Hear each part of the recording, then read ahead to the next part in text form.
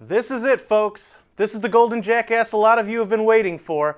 I'm Nick Kangadis for MRC-TV, and welcome back to your favorite anti-socialist show, Uncommon Sense.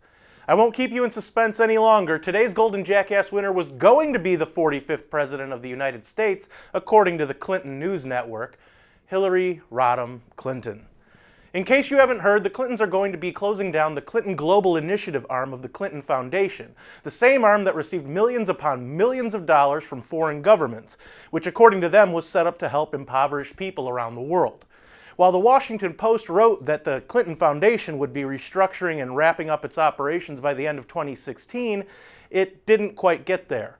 It took a multitude of foreign donors withdrawing their donations after Hillary lost the election to close down the controversial globalization initiative. During the election, a lot of Clinton opponents accused the Clinton Foundation of taking money from questionable foreign governments through the initiative in exchange for global political favors. Once Hillary lost, what favors could she do for them? However, this isn't just about the foundation. This is kind of a Lifetime Achievement Award for Hillary. Because after this, I never want to talk about her on this show again. It would probably take a couple of hours to go through all of her transgressions, but I wouldn't put all of you or myself through that. Let's just officially call her out for her greatest hits. The earliest I can think of is how a young Chicago suburbanite was mentored by the modern-day father of socialist radicalization, Saul Alinsky. Chicago! Who would have thought? Who would have thought that the same place that houses the current headquarters for the Communist Party would influence a young and impressionable Hillary?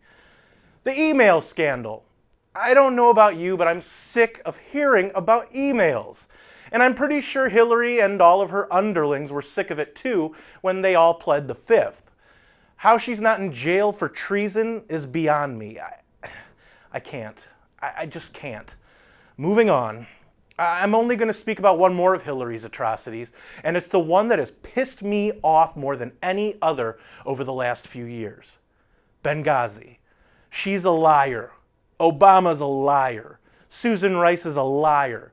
You can try to cover your tracks all you want, give any excuse you want to give so that you can sleep at night.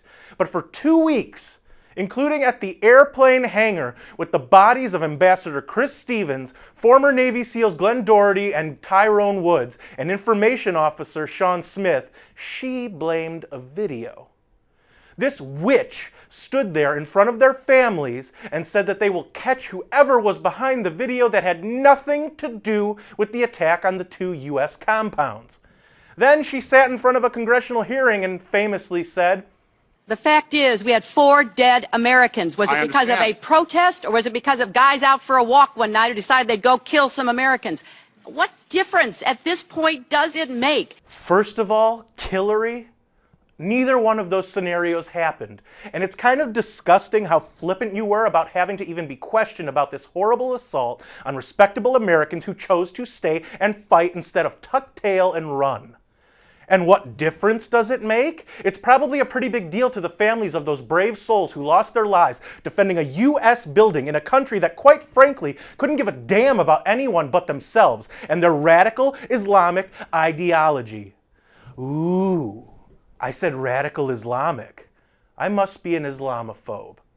You know, folks, people always say that you should respect your elders, but in this case, I cannot in good conscience respect someone who respects no one except her own behind and how she can profit from any situation.